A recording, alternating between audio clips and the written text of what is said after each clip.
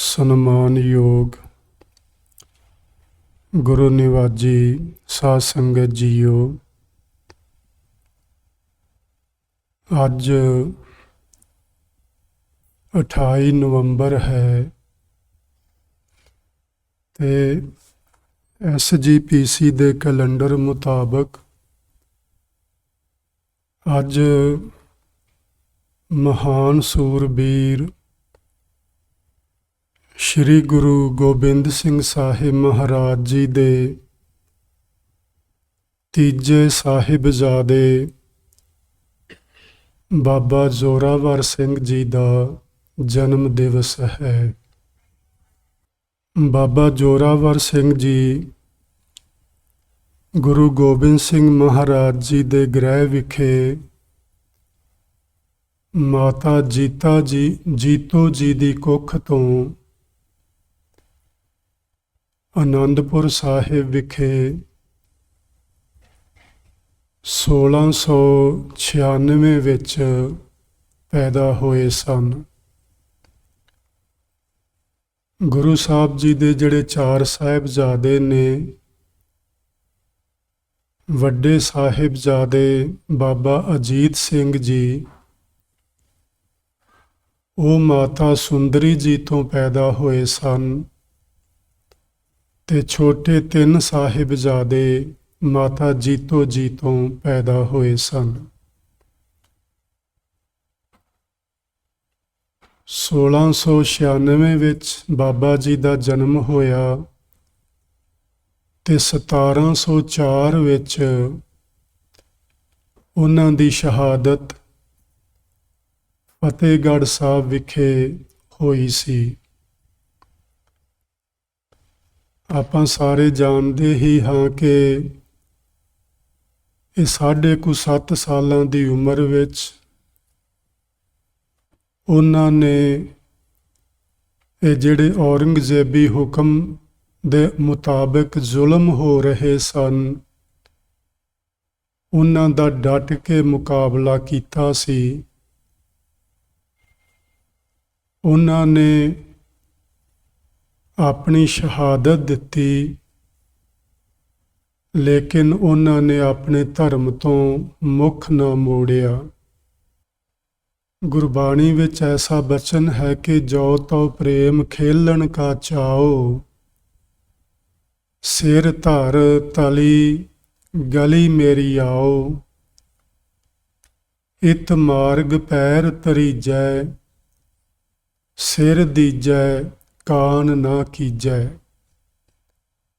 ਸੋ ਉਹਨਾਂ ਮਹਾਂਪੁਰਸ਼ਾਂ ਨੇ ਆਪਣਾ ਆਪਾ ਕੁਰਬਾਨ ਕੀਤਾ।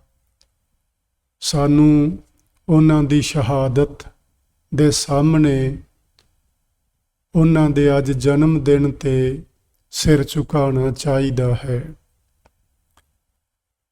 ਸੋ ਆਪਾਂ ਪਿੱਛੇ ਵਿਚਾਰ ਕਰ ਰਹੇ ਸਾਂ ਗੁਰਬਾਣੀ ਦੇ ਸਿਰਲੇਖਾਂ ਉੱਤੇ,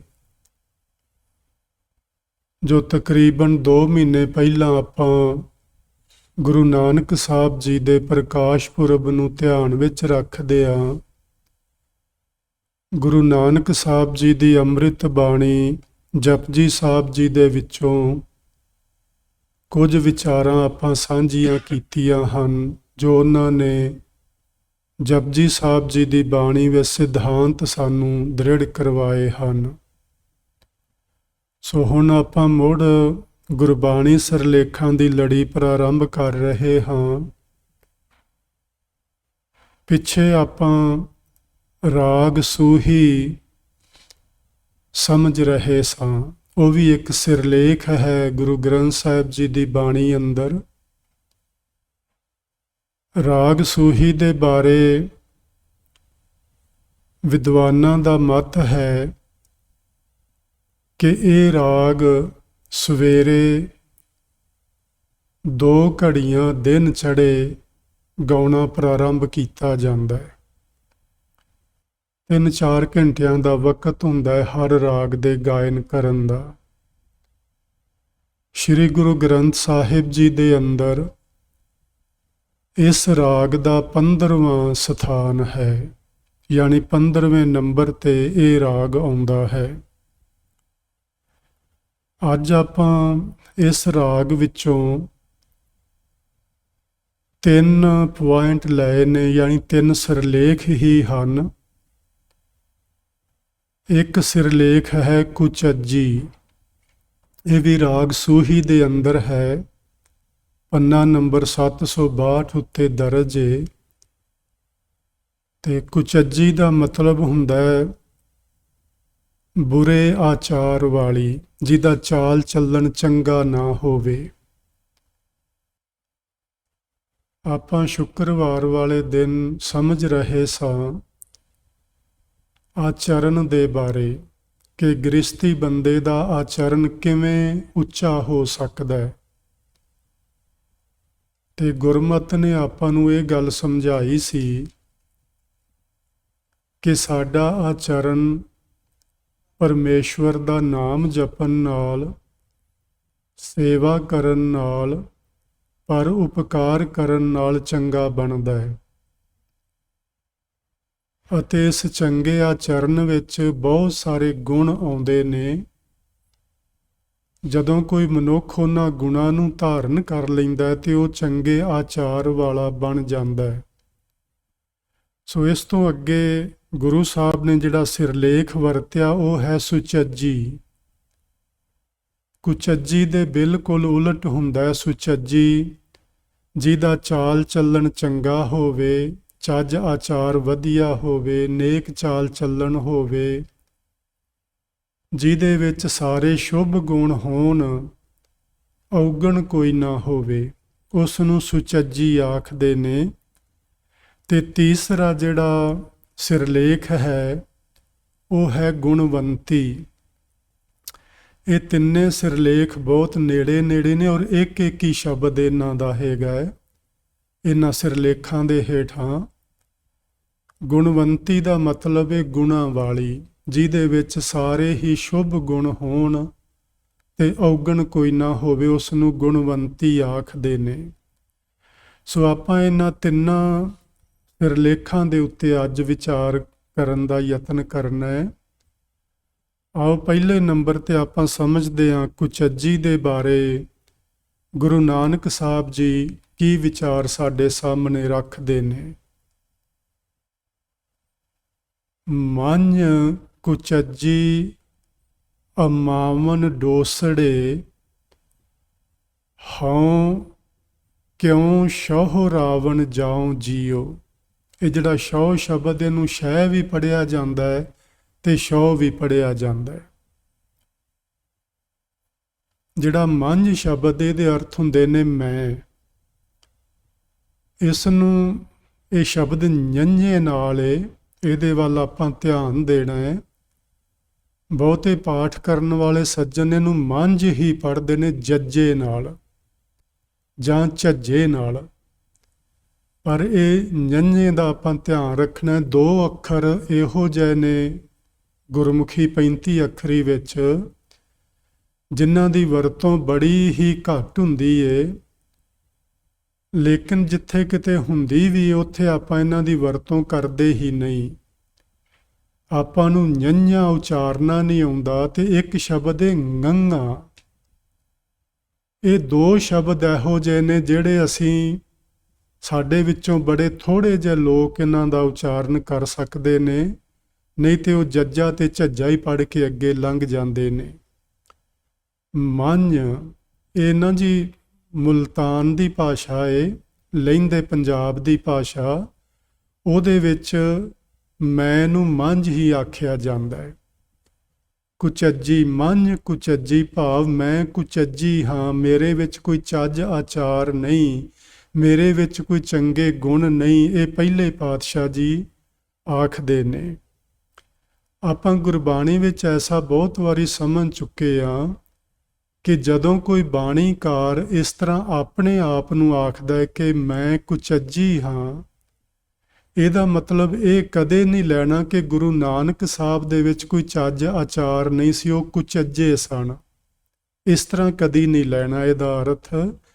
ਲੇਕਿਨ ਇਹ ਜ਼ਰੂਰ ਸਮਝਣਾ ਹੈ ਕਿ ਗੁਰੂ ਨਾਨਕ ਸਾਹਿਬ ਜੀ ਦੀ ਇਹ ਨਿਮਰਤਾ ਹੈ, ਉਹਦੇ ਨਾਲ ਉਹ ਸਾਨੂੰ ਨਿਮਰਤਾ ਸਿਖਾਉਣਾ ਚਾਹੁੰਦੇ ਨੇ ਕਿ ਸਾਡੇ ਵਿੱਚ ਕੋਈ ਗੁਣ ਹੁੰਦਾ ਹੀ ਨਹੀਂ, ਉਸ ਦੇ ਬਾਵਜੂਦ ਵੀ ਅਸੀਂ ਆਪਣੇ ਆਪ ਨੂੰ ਬੜੇ ਗੁਣਵਾਨ ਬਣ ਕੇ ਲੋਕਾਂ ਨੂੰ ਵਿਖਾਉਂਦੇ ਹਾਂ। ਜਿਹੜੇ ਗੁਣ ਸਾਡੇ ਵਿੱਚ ਨਹੀਂ ਹੁੰਦੇ, ਉਹ ਗੁਣ ਲੋਕਾਂ ਦੇ ਸਾਹਮਣੇ ਜ਼ਾਹਰ ਕਰਦੇ ਹਾਂ ਤੇ ਉਹਨਾਂ ਦਾ ਅਹੰਕਾਰ ਵੀ ਕਰਦੇ ਹਾਂ। ਗੁਰੂ ਨਾਨਕ ਦੇਵ ਮਹਾਰਾਜ ਜੀ ਸਾਨੂੰ ਸਮਝਾਉਣਾ ਚਾਹੁੰਦੇ ਨੇ, ਜੇ ਗੁਣ ਹੋਣ ਤੇ ਉਹਨਾਂ ਦਾ ਹੰਕਾਰ ਨਹੀਂ ਕਰਨਾ ਚਾਹੀਦਾ, ਸਗੋਂ ਨਿਮਰਤਾ ਵਿੱਚ ਰਹਿਣਾ ਚਾਹੀਦਾ। ਆਪਾਂ ਇਹ ਗੱਲ ਸਮਝ ਸਕਦੇ ਹਾਂ ਕਿ ਜਦੋਂ ਕਿਸੇ ਦਰਖਤ ਨੂੰ ਫਲ ਲੱਗਦੇ ਨੇ ਤੇ ਉਹ ਦਰਖਤ ਝੁਕ ਜਾਂਦਾ ਹੈ, ਨੀਵਾਂ ਹੋ ਜਾਂਦਾ, ਉੱਚਾ ਨਹੀਂ ਹੁੰਦਾ। ਜਦੋਂ ਕਿਸੇ ਵਿਅਕਤੀ ਨੂੰ ਸ਼ੁਭ ਗੁਣਾ ਰੂਪੀ ਫਲ ਲੱਗਣ, ਉਹਨੂੰ ਚਾਹੀਦਾ ਹੈ ਕਿ ਉਹ ਨਿਮਰਤਾ ਵਿੱਚ ਆ ਕੇ ਝੁਕ ਜਾਏ, ਹੰਕਾਰ ਨਾ ਕਰੇ। ਜੇ ਹੰਕਾਰ ਕਰੇਗਾ ਤੇ ਉਹ ਜਿਹੜੇ ਗੁਣ ਹੁੰਦੇ ਨੇ, ਉਹ ਗੁਣ ਚਲੇ ਜਾਂਦੇ ਨੇ, ਉਹ ਸਦਾ ਫਿਰ ਰਹਿੰਦੇ ਨਹੀਂ ਹਨ।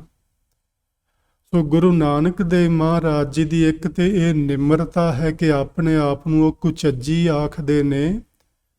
ਦੂਜਾ, ਸਾਨੂੰ ਸਮਝਾਉਣਾ ਚਾਹੁੰਦੇ ਨੇ ਕਿ ਗੁਣਾਂ ਦਾ ਹੰਕਾਰ ਨਹੀਂ ਕਰੀਦਾ, ਆਪਣੇ ਆਪ ਨੂੰ ਨੀਵੇਂ ਪੱਧਰ ਤੇ ਰੱਖ ਕੇ ਜ਼ਿੰਦਗੀ ਜੀਵੀ ਦੀਏ। ਅਮਾਵਣ ਦਾ ਮਤਲਬ ਹੈ ਬੇਅੰਤ ਜਾਂ ਅਣਗਿਣਤ, ਜਿਹੜੇ ਮਿਉਂਦੇ ਨਹੀਂ ਹਨ। ਅਸੀਂ ਕਈ ਵਾਰੀ ਆਖਦੇ ਹਾਂ ਕਿ ਫਲਾਣੇ ਦੇ ਕੋਲ ਤੇ ਬਈ ਇੰਨੀ ਮਾਇਆ ਏ, ਇੰਨਾ ਧਨ ਪਦਾਰਥ ਏ, ਇੰਨੀ ਜਾਇਦਾਦ ਏ ਕਿ ਮਿਉਂਦੀ ਵੀ ਨਹੀਂ, ਭਾਵ ਬਹੁਤ ਜ਼ਿਆਦਾ ਏ। ਇੱਥੇ ਦਾ ਅਰਥ ਹੈ ਅਣਗਿਣਤ। ਅਮਾਵਨ ਅਣਗਿਣਤ। ਕੀ ਅਣਗਿਣਤ? ਡੋਸੜੇ। ਡੋਸੜੇ ਦਾ ਮਤਲਬ ਹੈ ਦੋਸ਼। ਇਹ ਲਹਿੰਦੀ ਪੰਜਾਬ ਦੀ ਭਾਸ਼ਾ ਹੈ, ਮੁਲਤਾਨੀ ਬੋਲੀ। ਮਨ ਕੁਚੱਜੀ ਅਮਾਵਨ ਡੋਸੜੇ। ਮੈਂ ਕੁਚੱਜੀ ਹਾਂ, ਮੇਰੇ ਵਿੱਚ ਜਿਹੜੇ ਦੋਸ਼ ਹਨ, ਜਿਹੜੇ ਅਵਗੁਣ ਹਨ, ਉਹ ਮਿਉਂਦੇ ਹੀ ਨਹੀਂ, ਭਾਵ ਅਣਗਿਣਤ ਹਨ, ਬਹੁਤ ਜ਼ਿਆਦੇ ਹਨ। ਹਉ ਦਾ ਮਤਲਬ ਹੈ ਮੈਂ। ਕਿਉਂ ਸ਼ੋਹ ਰਾਵਣ ਜਾਉ ਜੀਓ। ਇਹਨਾਂ ਔਗਣਾਂ ਦੇ ਹੋਣ ਕਰਕੇ ਮੈਂ ਆਪਣੇ ਪ੍ਰਭੂ ਪਤੀ ਨੂੰ, ਉਹਦੇ ਮਿਲਾਪ ਦੇ ਸੁੱਖ ਨੂੰ ਮਾਣਨ ਲਈ ਕਿਵੇਂ ਜਾਵਾਂ। ਸੋ ਇੱਥੋਂ ਇੱਕ ਗੱਲ ਜ਼ਾਹਰ ਹੁੰਦੀ ਹੈ ਕਿ ਉਹਨਾਂ ਚਿਰ ਅਸੀਂ ਪ੍ਰਭੂ ਪਤੀ ਦੇ ਨਾਲ ਮਿਲਾਪ ਹਾਸਲ ਨਹੀਂ ਕਰ ਸਕਦੇ, ਜਿੰਨਾ ਚਿਰ ਸਾਡੇ ਵਿੱਚੋਂ ਅਵਗੁਣ ਦੂਰ ਨਹੀਂ ਹੁੰਦੇ। ਜਿੰਨਾ ਚਿਰ ਉਹਨਾਂ ਔਗਣਾਂ ਦੀ ਥਾਂ ਸਾਡੇ ਅੰਦਰ ਗੁਣ ਨਹੀਂ ਆ ਜਾਂਦੇ, ਉਹਨਾਂ ਚਿਰ ਅਸੀਂ ਪ੍ਰਭੂ ਪਤੀ ਦੇ ਮਿਲਾਪ ਦਾ ਆਨੰਦ ਕਦੇ ਵੀ ਨਹੀਂ ਮਾਣ ਸਕਦੀਆਂ। ਹਉ ਕਿਉਂ ਸ਼ੋਹ ਰਾਵਣ ਜਾਓ ਜੀਓ। ਦੱਸੋ ਭਾਈ, ਮੈਂ ਕਿਵੇਂ ਆਪਣੇ ਮਾਲਕ ਦੇ ਮਿਲਾਪ ਦੇ ਆਨੰਦ ਨੂੰ ਮਾਣਨ ਲਈ ਜਾਵਾਂ, ਜਦੋਂ ਕਿ ਮੇਰੇ ਵਿੱਚ ਇੰਨੇ ਗੁਨਾਹ, ਇੰਨੇ ਦੋਸ਼ ਨੇ ਕਿ ਉਹ ਮਿਉਂਦੇ ਹੀ ਨਹੀਂ, ਇੰਨੇ ਜ਼ਿਆਦਾ ਨੇ, ਮੈਂ ਕੁਚੱਜੀ ਹਾਂ। ਸੋ ਇਹ ਉਹਨਾਂ ਨੇ ਸਵਾਲ ਕੀਤਾ ਕਿ ਦੱਸੋ ਮੈਂ ਕਿਸ ਤਰ੍ਹਾਂ ਪ੍ਰਭੂ ਦੇ ਮਿਲਾਪ ਨੂੰ ਮਾਣਨ ਲਈ ਜਾਵਾਂ। ਤੇ ਇਹ ਜਿਹੜਾ ਸਵਾਲ ਹੁੰਦਾ ਹੈ, ਉਹ ਆਪਾਂ ਇਹ ਤੇ ਗੱਲ ਸਮਝਦੇ ਹੀ ਹਾਂ ਕਿ ਜਦੋਂ ਆਪਾਂ ਸਕੂਲ ਆਦਿਕ ਵਿੱਚ ਪੜ੍ਹਦੇ ਹੁੰਦੇ ਹਾਂ, ਜੇ ਸਾਡੇ ਸਾਹਮਣੇ ਕੋਈ ਸਵਾਲ ਆ ਜੇ ਜਿਸ ਨੂੰ ਆਪਾਂ ਹੱਲ ਨਾ ਕਰ ਸਕਦੇ ਹੋਈਏ, ਤੇ ਆਪਾਂ ਜਾਂ ਤੇ ਕਿਸੇ ਟੀਚਰ ਕੋਲ ਜਾਂਦੇ ਹਾਂ ਤੇ ਜਾਂ ਫਿਰ ਆਪਣੇ ਤੋਂ ਵੱਡੀ ਕਲਾਸ ਵਾਲੇ ਕਿਸੇ ਵਿਦਿਆਰਥੀ ਕੋਲ ਜਾਂਦੇ ਹਾਂ। ਛੋਟਿਆਂ ਕੋਲ ਨਹੀਂ ਜਾਂਦੇ, ਕਿਉਂਕਿ ਸਾਨੂੰ ਪਤਾ ਹੁੰਦਾ ਹੈ ਕਿ ਇਸ ਮੇਰੀ ਕਲਾਸ ਦਾ ਸਵਾਲ ਛੋਟੀ ਕਲਾਸ ਵਾਲੇ ਬੱਚੇ ਤੋਂ ਹੱਲ ਨਹੀਂ ਕੀਤਾ ਜਾਣਾ। ਸੋ ਇੱਥੇ ਇੱਕ ਜ਼ਾਹਰ ਗੱਲ ਹੈ ਕਿ ਗੁਰੂ ਜੀ ਉਹਨਾਂ ਸਖੀਆਂ ਸਹੇਲੀਆਂ ਅੱਗੇ ਸਵਾਲ ਰੱਖਦੇ ਨੇ, ਜਿਹੜੀਆਂ ਸਖੀਆਂ ਸਹੇਲੀਆਂ ਸੱਚਮੁੱਚ ਹੀ ਪ੍ਰਭੂ ਦੇ ਮਿਲਾਪ ਦਾ ਆਨੰਦ ਮਾਣਦੀਆਂ ਹੋਣ, ਉਹਨਾਂ ਅੱਗੇ ਸਵਾਲ ਰੱਖਦੇ ਨੇ। ਤੇ ਉਹ ਜਵਾਬ ਕੀ ਦਿੰਦੀਆਂ ਨੇ ਅੱਗੋਂ, ਭਾਵੇਂ ਇਹ ਜਵਾਬ ਵੀ ਗੁਰੂ ਨਾਨਕ ਸਾਹਿਬ ਜੀ ਨੇ ਲਿਖਿਆ, ਲੇਕਿਨ ਆਪਾਂ ਇਸ ਤਰ੍ਹਾਂ ਸਮਝਣਾ ਹੈ ਕਿ ਜਿਵੇਂ ਇੱਕ ਪਾਸੇ ਕਿਸੇ ਜਗਿਆਸੂ ਨੇ ਸਵਾਲ ਕੀਤਾ ਹੈ ਤੇ ਦੂਜੇ ਪਾਸੇ ਕਿਸੇ ਉਸ ਤੋਂ ਵੱਡੀ ਅਵਸਥਾ ਦੇ ਮਾਲਕ ਜਗਿਆਸੂ ਨੇ ਜਵਾਬ ਦਿੱਤਾ ਹੈ। ਹੁਣ ਗੁਰੂ ਨਾਨਕ ਸਾਹਿਬ ਉਸ ਸਵਾਲ ਦਾ ਜਵਾਬ ਆਪ ਹੀ ਦਿੰਦਿਆਂ ਇਸ ਤਰ੍ਹਾਂ ਬਚਨ ਕਰਦੇ ਨੇ, ਸੋਇਨਾ ਰੂਪਾ ਰੰਗੁਲਾ ਮੋਤੀ ਤੈ ਮਾਨਿਕ ਜੀਓ। ਮਿਲਾਪ ਦਾ ਆਨੰਦ ਮੈਂ ਕਿਉਂ ਨਹੀਂ ਮਾਣ ਸਕਦੀ? ਕਿਉਂਕਿ ਵਾਹਿਗੁਰੂ ਜੀ ਨੇ ਮੈਨੂੰ ਇਹ ਕੁਝ ਦਾਤਾਂ ਦਿੱਤੀਆਂ ਜੀਵਨ ਵਿੱਚ, ਤੇ ਮੈਂ ਕੀ ਕੀਤਾ ਕਿ ਮੈਂ ਉਹਨਾਂ ਦਾਤਾਂ ਦੇ ਨਾਲ ਆਪਣੇ ਚਿੱਤ ਨੂੰ ਜੋੜ ਲਿਆ, ਦਾਤੇ ਨੂੰ ਭੁਲਾ ਦਿੱਤਾ। ਗੁਰਬਾਣੀ ਵਿੱਚ ਇਹ ਬਚਨ ਆਉਂਦਾ ਹੈ ਜੀ, ਦਾਤ ਪਿਆਰੀ ਵਿਸਰਿਆ ਦਾਤਾਰਾ, ਜਾਣੈ ਨਾਹੀ ਮਰਨ ਵਿਚਾਰਾ।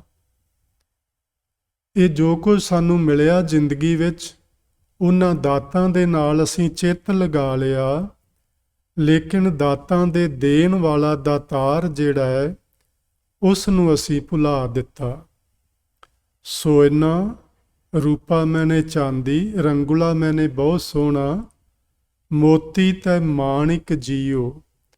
ਅਤੇ ਹੋਰ ਗਹਿਣੇ ਆਦਿਕ ਮੋਤੀ ਮਾਣਿਕ ਵਾਹਿਗੁਰੂ ਜੀ ਨੇ ਸਾਨੂੰ ਇਹ ਦਾਤਾਂ ਦਿੱਤੀਆਂ। ਸੇ ਵਸਤੂ ਸ਼ਹਿ ਦਿੱਤੀਆਂ, ਸ਼ਹਿ ਮੈਨੇ ਮਾਲਕ ਪਰਮਾਤਮਾ ਅਕਾਲ ਪੁਰਖ ਵਾਹਿਗੁਰੂ ਜੀ ਨੇ ਇਹ ਸਾਰੀਆਂ ਦਾਤਾਂ, ਇਹ ਸਾਰੀਆਂ ਵਸਤੂਆਂ ਮੈਨੂੰ ਦਿੱਤੀਆਂ। ਮੈਂ ਤਿੰਨ ਸਿਉ ਲਾਇਆ ਚਿੱਤ ਜੀਓ। ਮੈਂ ਆਪਣੇ ਚਿੱਤ ਨੂੰ ਇਹਨਾਂ ਵਸਤੂਆਂ ਨਾਲ ਲਗਾ ਲਿਆ, ਤੇ ਉਹ ਦਾਤੇ ਜਿਸ ਨੇ ਵਸਤੂਆਂ ਦਿੱਤੀਆਂ ਸਨ ਉਸ ਨੂੰ ਮੈਂ ਵਿਸਾਰ ਦਿੱਤਾ। ਅੱਗੇ ਹੋਰ ਆਖਦੇ ਨੇ, ਮੰਦਰ ਮਿੱਟੀ ਸੰਦੜੇ। ਮਿੱਟੀ ਦੇ ਮਕਾਨ ਬਣੇ ਹੋਏ, ਸੰਦੜੇ ਮੈਨਾ ਹੁੰਦਾ ਦੇ, ਮਿੱਟੀ ਦੇ ਘਰ ਬਾਹਰ ਬਣੇ ਹੋਏ, ਪੱਥਰ ਕੀਤੇ ਰਾਸ ਜੀਓ। ਜਿਨ੍ਹਾਂ ਮੰਦਰਾਂ ਨੂੰ, ਭਾਵ ਮਿੱਟੀ ਦੇ ਬਣੇ ਹੋਏ ਮਕਾਨਾਂ ਨੂੰ, ਜਿਨ੍ਹਾਂ ਨੂੰ ਪੱਥਰ ਆਦਿਕ ਲਾ ਕੇ ਬੜੇ ਸੋਹਣੇ ਸਜਾਇਆ ਗਿਆ ਸੀ। ਹੋਂ ਇੰਨੀ ਟੋਲੀ ਭੁੱਲੀ ਅਸ। ਟੋਲੀ ਦਾ ਮਤਲਬ ਪ੍ਰੋਫੈਸਰ ਸਾਹਿਬ ਸਿੰਘ ਜੀ ਨੇ ਕੀਤਾ ਹੈ ਕਿ ਜਿਹੜੇ ਸਾਡੇ ਕੋਲ ਪਦਾਰਥ ਹਨ, ਪਦਾਰਥਾਂ ਦਾ ਸਮੂਹ, ਯਾਨੀ ਟੋਲੀ ਅਸੀਂ ਉਹ ਤੇ ਸਮਝਦੇ ਹਾਂ ਜਦੋਂ ਬਹੁਤ ਸਾਰੇ ਲੋਕ ਇਕੱਠੇ ਹੋ ਜਾਣ, ਅਸੀਂ ਕਹਿੰਦੇ ਹਾਂ ਇੱਕ ਟੋਲੀ ਜੀ ਬਣ ਗਈ ਹੈ ਲੋਕਾਂ ਦੀ, ਭਾਵ ਸਮੂਹ ਨੂੰ ਟੋਲੀ ਆਖਦੇ ਨੇ। ਤੇ ਜਿੰਨੇ ਸਾਨੂੰ ਪਦਾਰਥ ਵਾਹਿਗੁਰੂ ਜੀ ਨੇ ਦਿੱਤੇ ਨੇ ਉਹਨਾਂ ਦਾ ਸਮੂਹ, ਹਾਂ ਇੰਨੀ ਟੋਲੀ ਭੁੱਲੀ ਅਸ। ਮੈਂ ਇਹ ਸਮੂਹ, ਚਾਹੇ ਉਹਦੇ ਸੋਨਾ ਸੀ, ਚਾਂਦੀ ਸੀ, ਹੀਰੇ ਮੋਤੀ ਸਨ, ਘਰ ਬਾਹਰ ਸੀ, ਗੱਡੀਆਂ ਸਨ, ਘੋੜੇ ਸਨ, ਹਾਥੀ ਸਨ, ਇਹ ਸਾਰਾ ਜਿਹੜਾ ਸਮੂਹ ਸੀ ਨਾ ਪਦਾਰਥਾਂ ਦਾ, ਹਾਂ ਇੰਨੀ ਟੋਲੀ ਭੁੱਲੀ ਅਸ। ਇਹਨਾਂ ਨੂੰ ਵੇਖ ਕੇ ਮੈਂ ਮਾਲਕ ਜੀ ਨੂੰ ਭੁੱਲ ਗਈ। ਇਸ ਕੰਥ ਨਾ ਬੈਠੀ ਪਾਸ ਜੀਓ। ਕੰਤ ਮੈਨੇ ਮਾਲਕ, ਜਿਸ ਮਾਲਕ ਨੇ ਇਹ ਸਾਰਾ ਕੁਝ ਮੈਨੂੰ ਦਿੱਤਾ ਸੀ, ਮੈਂ ਉਹਦੇ ਕੋਲ ਇੱਕ ਘੜੀ ਵੀ ਨਾ ਬੈਠੀ, ਨਾ ਮੈਂ ਉਹਦੀ ਸੰਗਤ ਕੀਤੀ, ਨਾ ਮੈਂ ਉਹਦੇ ਆਖੇ ਲੱਗੀ। ਅਸਲ ਵਿੱਚ ਮੈਂ ਤੇ ਉਹਨੂੰ ਪੂਰਨ ਤੌਰ ਤੇ ਹੀ ਭੁਲਾ ਦਿੱਤਾ। ਮੈਂ ਉਹਨੂੰ ਕਦੀ ਚੇਤੇ ਹੀ ਨਾ ਕੀਤਾ ਜਿਨਨੇ ਮੈਨੂੰ ਇਹ ਸਭ ਕੁਝ ਦਿੱਤਾ ਸੀ। ਸੋ ਮੈਂ ਕੁਚੱਜੀ ਕਿਉਂ ਹਾਂ? ਇਹ ਸਵਾਲ ਹੈ ਕਿ ਮੈਂ ਕੁਚੱਜੀ ਕਿਉਂ ਹਾਂ। ਇਸ ਕਰਕੇ ਕੁਚੱਜੀ ਹਾਂ ਕਿ ਮੈਂ ਦਾਤਾਂ ਨਾਲ ਮੋਹ ਪਾ ਲਿਆ ਤੇ ਦਾਤਾਰ ਨੂੰ ਭੁਲਾ ਦਿੱਤਾ, ਇਸ ਲਈ ਮੈਂ ਕੁਚੱਜੀ ਹਾਂ। ਸੋ ਹੁਣ ਆਪਾਂ ਸਾਰਿਆਂ ਨੇ, ਮੈਂ ਵੀ ਤੁਸੀਂ ਵੀ, ਆਪਣੇ ਆਪਣੇ ਅੰਦਰ ਝਾਤੀ ਮਾਰ ਕੇ ਜ਼ਰੂਰ ਵੇਖਣਾ ਹੈ ਕਿ ਕੀ ਅਸੀਂ ਇਹ ਸਾਰੀਆਂ ਦਾਤਾਂ ਵਾਹਿਗੁਰੂ ਜੀ ਤੋਂ ਪਾ ਕੇ ਦਾਤੇ ਨੂੰ ਯਾਦ ਕਰਦੇ ਹਾਂ ਕਿ ਨਹੀਂ ਕਰਦੇ। ਜੇ ਕਰਦੇ ਹਾਂ ਤੇ ਫਿਰ ਆਪਾਂ ਕੁਚੱਜੇ ਨਹੀਂ ਹਾਂ, ਪਰ ਜੇ ਨਹੀਂ ਕਰਦੇ ਤੇ ਫਿਰ ਆਪਾਂ ਵੀ ਸਾਰੇ ਕੁਚੱਜੇ ਹੀ ਹਾਂ। ਸਾਡਾ ਜੀਵਨ ਚਾਲ ਚੱਲਣ ਫਿਰ ਕੋਈ ਚੰਗਾ ਨਹੀਂ ਜੇਕਰ ਸਾਨੂੰ ਵਾਹਿਗੁਰੂ ਜੀ ਭੁੱਲ ਗਏ ਨੇ ਤਾਂ। ਹੁਣ ਜੇ ਵਾਹਿਗੁਰੂ ਜੀ ਸਾਨੂੰ ਭੁੱਲ ਗਏ ਨੇ, ਅਸੀਂ ਵਾਹਿਗੁਰੂ ਜੀ ਨੂੰ ਯਾਦ ਕਰਨਾ ਹੈ, ਕਿਉਂਕਿ ਅੱਜ ਸਾਨੂੰ ਗੁਰੂ ਨਾਨਕ ਸਾਹਿਬ ਨੇ ਬਚਨ ਸਾਡੇ ਧਿਆਨ ਵਿੱਚ ਲਿਆਂਦਾ ਹੈ ਕਿ ਭਾਈ ਤੁਸੀਂ ਆਪਣੀ ਸਾਰੀ ਜ਼ਿੰਦਗੀ ਐਵੇਂ ਹੀ ਨਾ ਬਿਤਾ ਕੇ ਚਲੇ ਜਾਇਆ ਜੇ, ਕੁਛ ਅੱਜ ਹੀ ਨਾ ਸਾਰੀ ਜ਼ਿੰਦਗੀ ਕਰਦੇ ਰਿਹਾ ਜੇ, ਕੋਈ ਚੰਗਾ ਕੰਮ ਵੀ ਕਰ ਲਿਆ ਜੇ। ਤੇ ਚੰਗਾ ਕੰਮ ਹੈ ਵਾਹਿਗੁਰੂ ਜੀ ਨੂੰ ਯਾਦ ਕਰਨਾ। ਇਸ ਤੋਂ ਵਧੀਆ ਦੁਨੀਆ ਪੂਰੀ ਵਿੱਚ ਹੋਰ ਕੋਈ ਕੰਮ ਇਸ ਤੋਂ ਵਧੀਆ ਨਹੀਂ ਹੋ ਸਕਦਾ। ਬਹੁਤ ਵਧੀਆ ਵਧੀਆ ਕੰਮ ਨੇ, ਲੇਕਿਨ ਸਰਬ ਸ੍ਰੇਸ਼ਟ ਕੰਮ ਹੈ ਵਾਹਿਗੁਰੂ ਜੀ ਨੂੰ ਯਾਦ ਕਰਨਾ। ਉਹ ਕਿਵੇਂ ਯਾਦ ਕਰਨਾ ਹੈ? ਗੁਰੂ ਸਾਹਿਬ ਨੇ ਆਖਿਆ, ਗੁਰ ਮਿਲ ਚੱਜ ਆਚਾਰ ਸਿੱਖ। ਗੁਰੂ ਨੂੰ ਮਿਲ ਕੇ ਚੱਜ ਆਚਾਰ ਸਿੱਖ ਆਪਣੀ ਜ਼ਿੰਦਗੀ ਵਿੱਚ, ਕਿ ਮੈਂ ਆਪਣੀ ਜ਼ਿੰਦਗੀ ਨੂੰ ਚੰਗੀ ਜ਼ਿੰਦਗੀ ਕਿਵੇਂ ਬਣਾਉਣਾ ਹੈ, ਮੈਂ ਆਪਣਾ ਜੀਵਨ ਚਾਲ ਚੱਲਣ ਚੰਗਾ ਕਿਵੇਂ ਬਣਾਉਣਾ ਹੈ। ਇਹ ਗੁਰੂ ਨੂੰ ਮਿਲ ਕੇ ਇਹ ਚੱਜ ਆਚਾਰ ਸਿੱਖ, ਫਿਰ ਤੁਧ ਕਦੇ ਨਾ ਲੱਗੇ ਦੁੱਖ ਜੀਓ। ਫਿਰ ਤੈਨੂੰ ਕਦੀ ਆਤਮਕ ਦੁੱਖ ਨਹੀਂ ਵਿਆਪੇਗਾ। ਫਿਰ ਪਰਮਾਤਮਾ ਨਾਲੋਂ, ਕੰਤ ਨਾਲੋਂ, ਆਪਣੇ ਮਾਲਕ ਨਾਲੋਂ ਤੇਰਾ ਵਿਛੋੜਾ ਕਦੇ ਨਹੀਂ ਹੋਏਗਾ। ਫਿਰ ਤੂੰ ਉਹਦੇ ਮਿਲਾਪ ਦਾ ਆਨੰਦ ਮਾਣ ਸਕੇਂਗੀ। ਇਹ ਕੁਚੱਜੀ ਦੇ ਸਿਰਲੇਖ ਹੇਠਾਂ ਗੁਰੂ ਨਾਨਕ ਸਾਹਿਬ ਜੀ ਸਾਨੂੰ ਇਹ ਸਿੱਖਿਆ ਦਿੰਦੇ ਨੇ ਕਿ ਜਿੰਨਾ ਚਿਰ ਅਸੀਂ ਆਪਣੇ ਪ੍ਰਭੂ ਪਿਆਰੇ ਦੇ ਨਾਲ ਮਿਲਾਪ ਹਾਸਲ ਨਹੀਂ ਕਰ ਲੈਂਦੇ, ਓਨਾ ਚਿਰ ਅਸੀਂ ਕੋਈ ਚੰਗੇ ਆਚਰਨ ਵਾਲੇ ਨਹੀਂ ਬਣ ਸਕਦੇ। ਸੋ ਅੱਜ ਤੋਂ ਆਪਾਂ ਸ਼ੁਰੂ ਕਰੀਏ ਪ੍ਰਭੂ ਦੀ ਭਗਤੀ ਕਰਨਾ, ਵਾਹਿਗੁਰੂ ਜੀ ਦਾ ਨਾਮ ਜਪਣਾ, ਅੰਮ੍ਰਿਤ ਵੇਲਾ ਸੰਭਾਲਣਾ। ਜੇ ਆਪਾਂ ਇਹ ਕੰਮ ਕਰਨ ਲੱਗ ਪਏ ਤੇ ਹੌਲੀ ਹੌਲੀ ਸਾਰੇ ਗੁਣ ਆਪਣੇ ਵਿੱਚ ਆਉਣੇ ਸ਼ੁਰੂ ਹੋ ਜਾਣਗੇ ਤੇ ਔਗਣ ਵਿੱਚੋਂ ਨਿਕਲਣੇ ਸ਼ੁਰੂ ਹੋ ਜਾਣਗੇ। ਇਸ ਤਰ੍ਹਾਂ ਆਪਾਂ ਗੁਰੂ ਨੂੰ ਮਿਲ ਕੇ ਚੱਜ ਆਚਾਰ ਸਿੱਖਣਾ ਹੈ ਪ੍ਰਭੂ ਦੀ ਭਗਤੀ ਵਾਲਾ। ਸੋ ਅਗਲਾ ਬਚਨ ਹੈ ਜੀ ਗੁਰੂ ਮਹਾਰਾਜ ਜੀ ਦਾ, ਜਿਹਦੇ ਵਿੱਚ ਉਹਨਾਂ ਨੇ ਸੁਚੱਜੀ ਦੀ ਗੱਲ ਕੀਤੀ ਹੈ। ਸੁਚੱਜੀ ਕਿਸ ਨੂੰ ਆਖਦੇ ਨੇ? ਚੰਗੇ ਚੱਜ ਆਚਾਰ ਵਾਲੀ, ਨੇਕ ਚਾਲ ਚੱਲਣ ਵਾਲੀ। ਗੁਰੂ ਸਾਹਿਬ ਨੇ ਬਾਣੀ ਵਿੱਚ ਲਿਖਿਆ, ਸਾ ਕੁਲਵੰਤੀ ਸਾ ਸਭਰਾਈ, ਜੋ ਪਿਰ ਕੈ ਰੰਗ ਸਵਾਰੀ ਜੀਓ। ਜਿਸ ਨੂੰ ਪਰਮਾਤਮਾ ਦੇ ਨਾਮ ਦਾ ਪਿਆਰ ਬਣ ਗਿਆ ਹੋਵੇ, ਜਿਹਦੇ ਅੰਦਰ ਪ੍ਰਭੂ ਜੀ ਦੇ ਨਾਲ ਹਰ ਵਕਤ ਮਿਲੇ ਰਹਿਣ ਦੀ ਇੱਛਾ ਪ੍ਰਬਲ ਹੋ ਗਈ ਹੋਵੇ, ਉਹ ਚੰਗੇ ਚੱਜ ਆਚਾਰ ਵਾਲੀ, ਕੁਲਵੰਤੀ ਚੰਗੀ ਕੁੱਲ ਵਾਲੀ, ਸਭਰਾਈ ਤੋਂ ਭਾਵ ਹੁੰਦਾ ਚੰਗੇ ਖਾਨਦਾਨ ਵਾਲੀ, ਭੈਣਾਂ ਭਰਾਵਾਂ ਵਾਲੀ, ਉਹ ਬਣ ਜਾਂਦੀ ਏ ਜਿਹੜੀ ਪ੍ਰਭੂ ਦੇ ਨਾਮ ਵਿੱਚ ਆਪਣੀ ਸੁਰਤ ਨੂੰ ਜੋੜ ਲੈਂਦੀ ਏ। ਗੁਰੂ ਨਾਨਕ ਸਾਹਿਬ ਜੀ ਆਖਦੇ ਨੇ, ਜਾਂ ਤੂੰ ਤਾਂ ਮੈਂ ਸਭ ਕੋ। ਇਹਨੂੰ ਜਰਾ ਸਮਝਣ ਦੀ ਕੋਸ਼ਿਸ਼ ਕਰਨਾ। ਜਾਂ ਤੂੰ ਇਹ ਸ਼ਬਦ ਹੈ ਪਰਮਾਤਮਾ ਲਈ। ਜੇਕਰ ਹੈ ਅਕਾਲ ਪੁਰਖ ਵਾਹਿਗੁਰੂ ਤੂੰ ਮੇਰੇ ਵੱਲ ਹੈ, ਮੇਰੇ ਕੋਲ ਹੈ, ਜਾਂ ਤੂੰ ਮੇਰੇ ਵੱਲ ਹੈ ਤਾਂ ਕਿਆ ਮੋਛੰਦਾ, ਤੁਧ ਸਭ ਕਿਛ ਮੈਨੂੰ ਸੌਂਪਿਆ, ਜਾਂ ਤੇਰਾ ਬੰਦਾ। ਜਦੋਂ ਮੈਂ ਤੇਰਾ ਬੰਦਾ ਬਣ ਜਾਵਾਂ, ਤੇਰਾ ਸੇਵਕ ਬਣ ਜਾਵਾਂ, ਤੇਰਾ ਸਿੱਖ ਬਣ ਜਾਵਾਂ, ਉਦੋਂ ਤੂੰ ਸਭ ਕੁਛ ਹੀ ਮੈਨੂੰ ਆਪਣਾ ਆਪਾ ਸੌਂਪ ਦਿੰਦਾ ਹੈ। ਜਾਂ ਤੂੰ ਮੇਰੇ ਵੱਲ ਹੈ ਤਾਂ ਮੈਂ ਸਭ ਕੋ। ਤੇ ਮੈਂ ਇਸ ਤਰ੍ਹਾਂ ਸਮਝਦੀ ਹਾਂ ਕਿ ਸਾਰਾ ਸੰਸਾਰ ਹੀ ਮੇਰੇ ਵੱਲ ਹੈ, ਸਾਰੇ ਪਦਾਰਥ ਹੀ ਮੇਰੇ ਕੋਲ ਨੇ, ਜੇ ਤੂੰ ਮੇਰੇ ਕੋਲ ਹੈ ਤਾਂ। ਜੇ ਤੂੰ ਨਹੀਂ ਤੇ ਇਹ ਸਭ ਕੁਝ ਹੋਣ ਦੇ ਬਾਵਜੂਦ ਵੀ ਮੇਰੇ ਕੋਲ ਕੁਝ ਨਹੀਂ। ਮੈਂ ਇੱਕ ਛੋਟੀ ਜਿਹੀ ਕਹਾਣੀ ਪੜ੍ਹੀ ਸੀ ਕਿ ਪਰਮਾਤਮਾ ਦੀ ਭਗਤੀ ਕਰਦੇ ਨੇ ਕੋਈ ਮਹਾਂਪੁਰਸ਼। ਉਹਨਾਂ ਨੇ ਬੜਾ ਲੰਮਾ ਸਮਾਂ ਵਾਹਿਗੁਰੂ ਜੀ ਦੀ ਬੰਦਗੀ ਕੀਤੀ, ਨਾਮ ਜਪਿਆ, ਤੇ ਆਖਰ ਪਰਮਾਤਮਾ ਆਪਣੇ ਭਗਤਾਂ ਤੇ ਖੁਸ਼ ਹੋ ਜਾਂਦਾ ਹੈ। ਜਦੋਂ ਪਰਮਾਤਮਾ ਖੁਸ਼ ਹੋਇਆ, ਉਸਨੇ ਉਹਨੂੰ ਦਰਸ਼ਨ ਦਿੱਤੇ ਤੇ ਪਰਮਾਤਮਾ ਨੇ ਆਖਿਆ, ਭਈ ਭਗਤਾ ਤੂੰ ਬੜੇ ਚਿਰ ਤੋਂ ਮੈਨੂੰ ਯਾਦ ਕਰਦਾ ਹੈ ਤੇ ਤੇਰੀ ਇਸ ਲਗਨ ਨੂੰ ਵੇਖ ਕੇ, ਤੇਰੇ ਇਸ ਪਿਆਰ ਨੂੰ ਵੇਖ ਕੇ ਮੈਂ ਤੇਰੇ ਕੋਲ ਆਇਆ ਹਾਂ। ਦੱਸ ਤੈਨੂੰ ਕੀ ਚਾਹੀਦਾ ਹੈ? ਮੰਗ, ਜਿਹੜੀ ਮੰਗ ਮੰਗੇਗਾ ਤੇਰੀ ਮੰਗ ਪੂਰੀ ਹੋਏਗੀ। ਉਸਨੇ ਸਹਿ ਸੁਭਾਏ ਬਚਨ ਕੀਤਾ ਹੱਥ ਜੋੜ ਕੇ, ਮਹਾਰਾਜ ਜੀ ਜੇ ਮੈਨੂੰ ਦਾਤਾਂ ਦੇ ਦੇਣ ਵਾਲਾ ਦਾਤਾ ਹੀ ਮਿਲ ਗਿਆ ਹੈ ਤੇ ਹੁਣ ਮੈਨੂੰ ਕਿਸੇ ਹੋਰ ਦਾਤ ਦੀ ਜ਼ਰੂਰਤ ਨਹੀਂ ਰਹਿ ਗਈ। ਜਾਂ ਤੂੰ ਤਾਂ ਮੈਂ ਸਭ ਕੋ, ਮੈਨੂੰ ਸਭ ਕੁਝ ਹੀ ਮਿਲ ਗਿਆ ਜਦੋਂ ਤੂੰ ਮੈਨੂੰ ਮਿਲ ਗਿਆ ਤਾਂ। ਤੂੰ ਸਾਹਿਬ ਮੇਰੀ ਰਾਸ ਜੀਓ। ਰਾਸ ਦਾ ਮਤਲਬ ਹੁੰਦਾ ਹੈ ਜੀ ਪੂੰਜੀ। ਮੇਰੇ ਜੀਵਨ ਵਿੱਚ ਜਿੰਨੀ ਪੂੰਜੀ ਹੈ ਮੇਰੇ ਕੋਲ ਸ਼ੁਭ ਗੁਣਾਂ ਵਾਲੀ ਔਰ ਇਹ ਦੁਨਿਆਵੀ ਪਦਾਰਥਾਂ ਵਾਲੀ, ਇਹ ਤੇਰੇ ਆਉਣ ਨਾਲ ਮੇਰੇ ਕੋਲ ਸਭ ਕੁਝ ਹੀ ਆ ਗਿਆ। ਕੋਈ ਵੀ ਐਸੀ ਚੀਜ਼ ਨਹੀਂ ਰਹਿ ਗਈ ਜਿਹੜੀ ਹੁਣ ਮੈਂ ਮੰਗਣੀ ਬਾਕੀ ਰਹਿ ਗਈ ਹੋਵੇ। ਸਭ ਕੁਝ ਮੇਰੇ ਕੋਲ ਆ ਗਿਆ ਜਦੋਂ ਤੂੰ ਹੀ ਮੈਨੂੰ ਮਿਲ ਗਿਆ।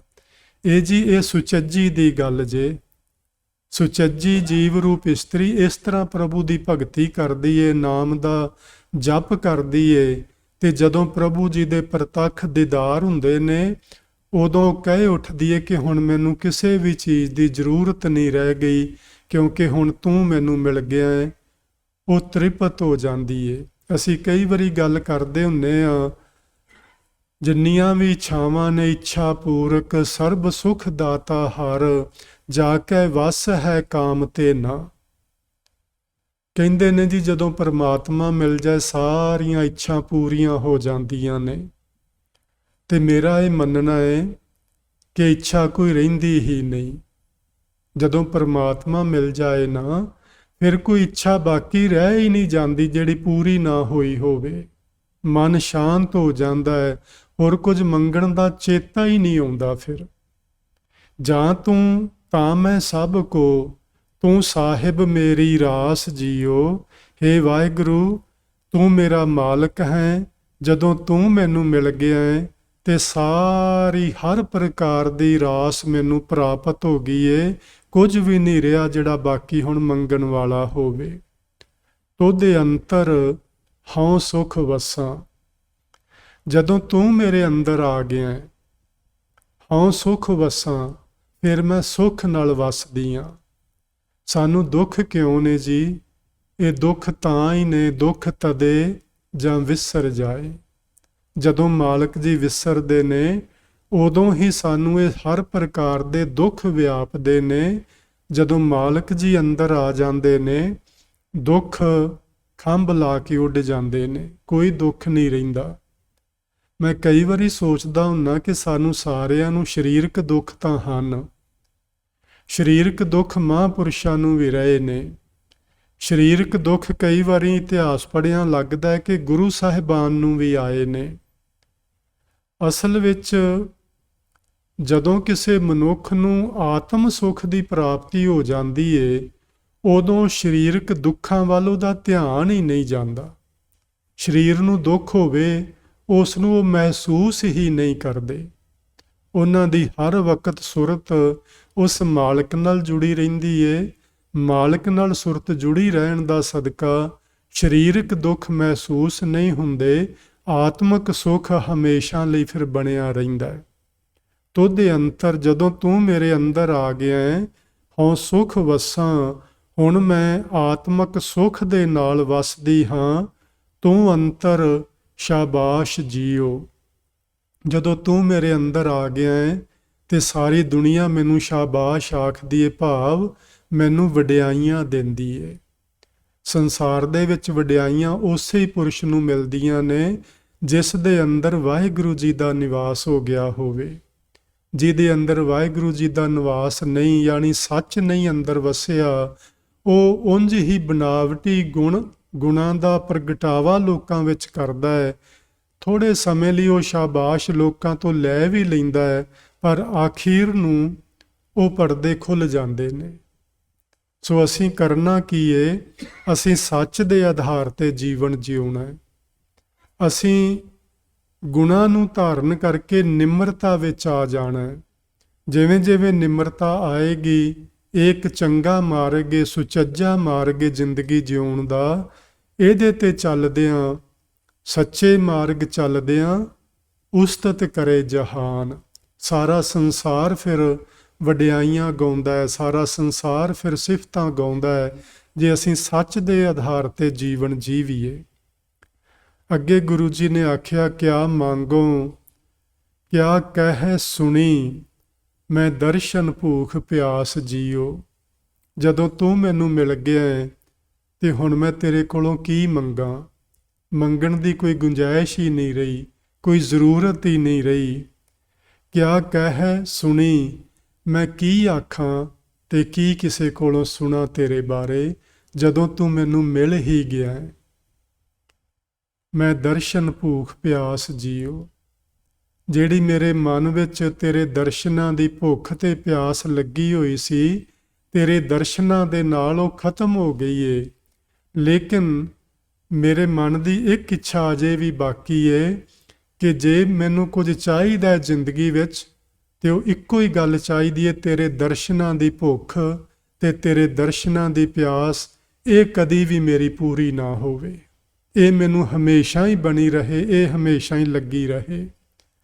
ਗੁਰ ਸ਼ਬਦੀ ਸ਼ਹੁ ਪਾਇਆ ਸੱਚ, ਨਾਨਕ ਕੀ ਅਰਦਾਸ ਜੀਓ। ਗੁਰੂ ਨਾਨਕ ਦੇਵ ਮਹਾਰਾਜ ਜੀ ਦੀ ਇਹ ਅਰਦਾਸ ਹੈ ਉਸ ਪਰਮ ਪਿਤਾ ਪਰਮਾਤਮਾ ਦੇ ਅੱਗੇ, ਤੇ ਸਾਨੂੰ ਵੀ ਕੁਝ ਇਹੋ ਜਿਹੀ ਅਰਦਾਸ ਕਰਨੀ ਚਾਹੀਦੀ ਹੈ। ਭਾਵੇਂ ਅਰਦਾਸਾਂ ਅਨੇਕ ਪ੍ਰਕਾਰ ਦੀਆਂ ਆਪਾਂ ਲੋਕ ਸਾਰੇ ਹੀ ਕਰਦੇ ਹਾਂ, ਪਰ ਜੀ ਮੈਨੂੰ ਤੇ ਬੜਾ ਸਪਸ਼ਟ ਹੋ ਗਿਆ ਹੈ, ਜੇ ਸੱਚਮੁੱਚ ਹੀ ਇਹੋ ਜਿਹੀਆਂ ਅਰਦਾਸਾਂ ਸੁੱਖ ਸ਼ਾਂਤੀ ਦੀਆਂ ਕਰਦਿਆਂ ਸਾਨੂੰ ਸੁੱਖ ਸ਼ਾਂਤੀ ਮਿਲਦੀ ਹੋਵੇ, ਤੇ ਮੈਨੂੰ ਲੱਗਦਾ ਸਾਰਾ ਸਿੱਖ ਸਮਾਜ ਹੁਣ ਸੁਖੀ ਤੇ ਸ਼ਾਂਤ ਹੋਣਾ ਚਾਹੀਦਾ ਸੀ, ਪਰ ਹੋਇਆ ਤੇ ਨਹੀਂ। ਸਾਡੇ ਹਰ ਗੁਰੂ ਘਰ ਵਿੱਚ, ਸਾਡਿਆਂ 5 ਤਖਤਾਂ ਉੱਤੇ, ਸਾਡੇ ਵੱਡੇ ਵੱਡੇ ਧਰਮ ਸਥਾਨਾਂ ਉੱਤੇ ਇਹ ਸੁੱਖ ਸ਼ਾਂਤੀ ਦੀਆਂ ਅਰਦਾਸਾਂ ਹੋ ਰਹੀਆਂ ਨੇ, ਪਰ ਕੀ ਕਿਸੇ ਨੂੰ ਮਿਲ ਰਹੀ ਹੈ ਸੁੱਖ ਸ਼ਾਂਤੀ? ਸਭ ਲੋਕ ਦੁਖੀ ਨੇ। ਕਿਸੇ ਬੰਦੇ ਨੂੰ ਜਰਾ ਕੁ ਕੁਆ ਕੇ ਵੇਖੋ, ਇੱਕ ਛੋਟਾ ਜਿਹਾ ਦੁੱਖੜਾ ਉਹਨੂੰ ਸੁਣਾਓ, ਉਹ ਦੁੱਖਾਂ ਦੀਆਂ ਅੱਗੋਂ ਪੰਡਾਂ ਹੀ ਖੋਲ ਕੇ ਬਹਿ ਜਾਂਦਾ। ਫਿਰ ਕਿੱਥੇ ਆ ਸੁੱਖ ਸ਼ਾਂਤੀ? ਕੀ ਕਰਦੀਆਂ ਨੇ ਸਾਡੀਆਂ ਇਹ ਅਰਦਾਸਾਂ? ਜੀ ਤੁਸੀਂ ਵੀ ਸਮਝੋ, ਮੈਨੂੰ ਤੇ ਸਮਝ ਆ ਗਈ। ਹਾਂ, ਮੈਂ ਤੁਹਾਡੇ ਆਖੇ ਲੱਗ ਕੇ ਕਰਦਾ ਤੇ ਰਹਿਣਾ, ਪਰ ਮੈਨੂੰ ਸਮਝ ਆ ਗਈ ਇਹ ਸਭ ਕਰਮ ਕਾਂਡ ਏ, ਇਹਦੇ ਨਾਲ ਕੁਝ ਨਹੀਂ ਹੋਣ ਵਾਲਾ। ਅਰਦਾਸ ਉਦੋਂ ਜਦੋਂ ਸਾਡੇ ਆਪਣੇ ਅੰਦਰੋਂ ਨਿਕਲੀ, ਉਸ ਅਰਦਾਸ ਨੇ ਸਾਡਾ ਕੁਝ ਸੰਵਾਰਨਾ ਹੈ। ਅਸੀਂ ਅਰਦਾਸ ਦੇ ਨਾ ਅਰਥ ਹੀ ਗਲਤ ਕਰ ਲਏ ਨੇ। ਅਰਦਾਸ ਦੇ ਅਰਥ ਸਨ ਆਤਮਾ ਦੀ ਭਾਸ਼ਾ, ਆਤਮਾ ਦੀ ਬੋਲੀ। ਜਿਹੜੀ ਬੋਲੀ ਆਤਮਾ ਬੋਲੇਗੀ, ਉਸ ਬੋਲੀ ਨੂੰ ਰੱਬ ਜੀ ਉਸੇ ਵੇਲੇ ਸੁਣਨਗੇ, ਕਿਉਂਕਿ ਪਰਮਾਤਮਾ ਦੀ ਅੰਸ਼ ਹੈ ਇਹ ਆਤਮਾ, ਤੇ ਉਹਨੇ ਆਪਣੇ ਬੱਚੇ ਦੀ ਆਵਾਜ਼ ਇੱਕਦਮ ਸੁਣਨੀ ਹੈ। ਜਿਹੜੀ ਅਸੀਂ ਆਵਾਜ਼ਾਂ ਉੱਤੋਂ ਬੋਲ ਰਹੇ ਹਾਂ ਨਾ ਜੀ, ਚਾਹੇ ਤੁਸੀਂ ਬੋਲੋ ਚਾਹੇ ਮੈਂ ਬੋਲਾਂ, ਇਹ ਆਤਮਾ ਦੀਆਂ ਆਵਾਜ਼ਾਂ ਨਹੀਂ ਹਨ। ਇਹ ਸਾਡੇ ਅਹੰਕਾਰ ਦੀਆਂ ਆਵਾਜ਼ਾਂ ਨੇ ਕਿ ਉੱਥੇ 11 ਰੁਪਏ ਦੇ ਕੇ 50 ਰੁਪਏ ਦੇ ਕੇ ਇੱਥੋਂ ਅਸੀਂ ਉਹ ਅਨਾਉਂਸ ਕਰਵਾਉਂਦੇ ਹਾਂ। ਇਹ ਸਾਡੀ ਅਹੰਕਾਰ ਦੀ ਆਵਾਜ਼ ਹੈ ਜੀ, ਇਹ ਸਾਡੀ ਆਤਮਾ ਦੀ ਆਵਾਜ਼ ਨਹੀਂ। ਇਹਨੂੰ ਧਿਆਨ 'ਚ ਰੱਖੋ ਪਲੀਜ਼, ਇਹਨੂੰ ਸਮਝਣ ਦੀ ਕੋਸ਼ਿਸ਼ ਕਰੋ। ਜੇ ਆਪਾਂ ਆਹ ਚੀਜ਼ਾਂ ਨਾ ਸਮਝੀਆਂ ਤੇ ਸਤ ਸੰਗਤ ਕਾਹਦੇ ਲਈ ਆਪਾਂ ਕਰਦੇ ਹਾਂ? ਇਹ ਚੀਜ਼ਾਂ ਸਮਝਣ ਵਾਲੀਆਂ ਨੇ, ਇਹਨਾਂ ਚੀਜ਼ਾਂ ਨਾਲ ਸਾਡਾ ਪਾਰ ਉਤਾਰਾ ਨਹੀਂ ਹੋਣਾ। ਇਹ ਕਰਮ ਕਾਂਡ ਨੇ। ਆਪਾਂ ਸੱਚ ਨੂੰ ਅਪਣਾਈਏ ਜ਼ਿੰਦਗੀ ਵਿੱਚ। ਜਿੱਦਣ ਕਿਸੇ ਵਿਅਕਤੀ ਦੇ ਜੀਵਨ ਵਿੱਚ ਸੱਚ ਉਤਰ ਆਇਆ, ਉਹਨੂੰ ਤੇ ਗੁਰੂ ਜੀ ਆਖਣ ਡਏ ਨੇ, ਕਿਆ ਮੰਗੋ, ਕਿਆ ਕਹਿ ਸੁਣੀ। ਹੁਣ ਮੈਂ ਕੀ ਮੰਗਾਂ, ਹੁਣ ਮੈਂ ਕੀ ਆਖਾਂ, ਹੁਣ ਮੈਂ ਕੀ ਸੁਣਾ ਕਿਸੇ ਕੋਲੋਂ ਤੇਰੇ ਬਾਰੇ ਵਿੱਚ। ਹੁਣ ਤੇ ਸਭ ਇੱਛਾਵਾਂ ਹੀ ਪੂਰੀਆਂ ਹੋ ਗਈਆਂ ਨੇ। ਮੈਨੂੰ ਜੀ ਪ੍ਰਿੰਸੀਪਲ ਸਤਬੀਰ ਸਿੰਘ ਗੁਰਾਂ ਦੀ ਇੱਕ ਗੱਲ ਯਾਦ ਆ ਗਈ, ਕੁਦਰਤੀ। ਉਹ ਨਾ ਜਦੋਂ ਅਖੀਰਲਾ ਸਮਾਂ ਉਹਨਾਂ ਦਾ ਆਇਆ ਸੀ, ਉਹ ਢਿੱਲੇ ਮੱਠੇ ਹੋ ਗਏ ਤੇ ਉਹਨਾਂ ਨੂੰ ਹਸਪਤਾਲ ਲੈ ਜਾਇਆ ਗਿਆ। ਉਹਨਾਂ ਨੇ ਉੱਥੇ ਜਾ ਕੇ ਕੁਛ ਦਿਨ ਬਿਤਾਏ ਤੇ ਉਹਨਾਂ ਦੇ ਸੰਗੀ ਸਾਥੀ ਇਕੱਠੇ ਹੋ ਕੇ ਉਹਨਾਂ ਦਾ ਪਤਾ ਲੈਣ ਲਈ ਉੱਥੇ ਚਲੇ ਗਏ। ਤੇ ਉਹਨਾਂ ਨੇ ਆਖਿਆ, ਸਤਬੀਰ ਸਿੰਘ ਜੀ, ਜੇ ਤੁਸੀਂ ਆਖੋ ਤੇ ਅਸੀਂ ਤੁਹਾਡੇ ਲਈ ਗੁਰਦੁਆਰੇ ਜਾ ਕੇ ਤੁਹਾਡੀ ਤੰਦਰੁਸਤੀ ਲਈ ਅਰਦਾਸ ਕਰਵਾਈਏ। ਉਹਨਾਂ ਨੇ ਆਖਿਆ ਸੀ, ਬਿਲਕੁਲ ਨਹੀਂ। ਇਸ ਚਮੜੇ ਦੇ ਸਰੀਰ ਲਈ, ਇਸ ਮਿੱਟੀ ਦੇ ਸਰੀਰ ਲਈ ਜਿਸ ਨੇ ਬਿਨਸ ਹੀ ਜਾਣਾ ਹੈ, ਉਹਦੇ ਲਈ ਰੱਬ ਅੱਗੇ ਅਰਦਾਸਾਂ ਕਰੀਏ। ਜੇ ਰੱਬ ਅੱਗੇ ਅਰਦਾਸ ਕਰਨੀ ਹੈ ਤੇ ਇੱਕ ਕਰੀਏ, ਮੈਂ ਦਰਸ਼ਨ ਭੂਖ ਪਿਆਸ ਜੀਓ। ਮੈਨੂੰ ਤੇਰੇ ਦਰਸ਼ਨਾਂ ਦੀ ਭੁੱਖ ਬਣੀ ਰਹੇ, ਤੇਰੇ ਦਰਸ਼ਨਾਂ ਦੀ ਮੈਨੂੰ ਪਿਆਸ ਬਣੀ ਰਹੇ। ਤੇ ਸਤਿਗੁਰੂ ਨਾਨਕ ਸਾਹਿਬ ਦੀ ਅਰਦਾਸ ਕੀਏ, ਗੁਰ ਸ਼ਬਦੀ ਸ਼ੌਹ ਪਾਇਆ। ਗੁਰੂ ਦੇ ਸ਼ਬਦ ਦੁਆਰਾ ਪਰਮਾਤਮਾ ਦੀ ਪ੍ਰਾਪਤੀ ਹੁੰਦੀ ਏ ਤੇ ਗੁਰੂ ਦਾ ਸ਼ਬਦ ਮਿਲਦਾ ਹੈ ਗੁਰੂ ਕੋਲੋਂ। ਇਹ ਮੁੱਲ ਨਹੀਂ ਖਰੀਦਿਆ ਜਾ ਸਕਦਾ। ਅਸੀਂ ਅਸਲ ਵਿੱਚ ਇਹ ਸਭ ਕੁਝ ਖਰੀਦਣ ਦੀ ਕੋਸ਼ਿਸ਼ ਕਰਨੇ ਆ ਪੈਸੇ ਦੇ ਕੇ ਪਾਠ ਕਰਵਾ ਲਿਆ, ਪੈਸੇ ਦੇ ਕੇ ਕੀਰਤਨ ਕਰਵਾ ਲਿਆ, ਪੈਸੇ ਦੇ ਕੇ ਕਥਾ ਕਰਵਾ ਲਈ, ਪੈਸੇ ਦੇ ਕੇ ਅਸੀਂ ਇਹ ਸਭ ਕੁਝ ਖਰੀਦਣ ਦੀ ਕੋਸ਼ਿਸ਼ ਕਰਨੇ ਆ ਇਸ ਤਰ੍ਹਾਂ ਨਹੀਂ ਜੇ ਮਿਲਣਾ ਗੁਰਮੁਖੋ, ਨਹੀਂ ਜੇ ਮਿਲਣਾ। ਸੱਚਾਈ ਤਾਂ ਇਹੋ ਹੀ ਏ। ਦੇਖੋ, ਚੰਗਾ ਲੱਗੇ ਬੁਰਾ ਲੱਗੇ ਭਲਾ ਲੱਗੇ, ਸੱਚਾਈ ਇਹ ਗੁਰੂ ਨਾਨਕ ਸਾਹਿਬ ਜੀ ਦੇ ਬਚਨ ਨੇ, ਮੇਰੇ ਆਪਣੇ ਨਹੀਂ ਹਨ। ਸੱਚਾਈ ਇਹੋ ਹੀ ਏ ਕਿ ਗੁਰੂ ਦੇ ਸ਼ਬਦ ਨੂੰ ਖਰੀਦਿਆ ਨਹੀਂ ਜਾ ਸਕਦਾ, ਗੁਰੂ ਦੇ ਸ਼ਬਦ ਨੂੰ ਵੇਚਿਆ ਵੀ ਨਹੀਂ ਜਾ ਸਕਦਾ। ਗੁਰੂ ਦਾ ਸ਼ਬਦ ਕੇਵਲ ਤੇ ਕੇਵਲ ਮਿਲਦਾ ਹੈ ਗੁਰੂ ਕੋਲੋਂ, ਤੇ ਗੁਰੂ ਕੋਲੋਂ ਉਦਣ ਸ਼ਬਦ ਮਿਲ ਜਾਏਗਾ ਜਿੱਦਣ ਗੁਰੂ ਕੋਲੋਂ ਆਪਾਂ ਸ਼ਬਦ ਲੈਣ ਆਵਾਂਗੇ। ਆਪਾਂ ਸ਼ਬਦ ਲੈਣ ਕਦੀ ਆਏ ਹੀ ਨਹੀਂ। ਤੇ ਸ਼ਬਦ ਅੱਖਰ ਨਹੀਂ ਜੀ ਹੁੰਦੇ, ਇਹ ਵੀ ਚੇਤਾ ਰੱਖਿਆ ਜੀ। ਸ਼ਬਦ ਗੁਰੂ ਦੀ ਬਖਸ਼ਿਸ਼ ਹੁੰਦੀ ਏ, ਗੁਰੂ ਦੀ ਬਖਸ਼ਿਸ਼। ਗੁਰੂ ਦੀ ਬਖਸ਼ੀਸ਼ ਨਾਲ ਸਾਡੇ ਅੰਦਰ ਸ਼ਬਦ ਨੇ ਵਸਣਾ ਹੈ। ਗੁਰੂ ਦੀ ਬਖਸ਼ੀਸ਼ ਨਾਲ ਸਾਡੇ ਅੰਦਰ ਅਨਹਦ ਝੁਨਕਾਰ ਸ਼ੁਰੂ ਹੋਣੀ ਏ। ਗੁਰੂ ਦੀ ਬਖਸ਼ਿਸ਼ ਨਾਲ ਸਾਡੀ ਸੁਰਤ ਉੱਤੇ ਨੂੰ ਤੁਰਨੀ ਏ। ਗੁਰੂ ਦੀ ਬਖਸ਼ਿਸ਼ ਨਾਲ ਇਹ ਸਾਰੇ ਮਸਲੇ ਹੱਲ ਹੋਣੇ ਨੇ। ਉਸ ਨੂੰ ਇੱਥੇ ਗੁਰੂ ਸ਼ਬਦ ਆਖਿਆ ਜਾ ਰਿਹਾ ਹੈ। ਗੁਰੂ ਦੀ ਬਖਸ਼ਿਸ਼ ਦੁਆਰਾ ਸ਼ੌ ਮਾਲਕ ਸੱਚਾ ਅਕਾਲ ਪੁਰਖ ਵਾਹਿਗੁਰੂ ਪ੍ਰਾਪਤ ਕੀਤਾ ਜਾਂਦਾ ਹੈ। ਇਹ ਨਾਨਕ ਕੀ ਅਰਦਾਸ ਜੀਓ, ਇਹ ਹੈ ਜੀ ਮੇਰੀ ਅਰਦਾਸ ਤੁਹਾਡੇ ਚਰਨਾਂ ਵਿੱਚ। ਤੇ ਜਿਸ ਮਨੁੱਖ ਦੇ ਮਨ ਵਿੱਚ ਆਹ ਬਚਨ ਆ ਜਾਣਗੇ, ਉਸ ਨੂੰ ਗੁਰੂ ਨਾਨਕ ਸਾਹਿਬ ਸੁਚੱਜੀ ਆਖਦੇ ਨੇ ਕਿ ਇਹ ਚੰਗੇ ਚੱਜ ਆਚਾਰ ਵਾਲੀ ਜੀਵ ਰੂਪ ਇਸਤਰੀ ਏ, ਜਿਹਦੇ ਮਨ ਵਿੱਚ ਆ ਵਿਚਾਰਾਂ ਆ ਗਈਆਂ ਨੇ। ਅੱਗੇ ਹੈ ਜੀ ਗੁਣਵੰਤੀ। 5 ਕੁ ਮਿੰਟ ਬਾਕੀ ਨੇ, ਆਪਾਂ ਇਸ ਸਿਰਲੇਖ ਨੂੰ ਸਮਝਣ ਦੀ ਕੋਸ਼ਿਸ਼ ਕਰਦੇ ਹਾਂ।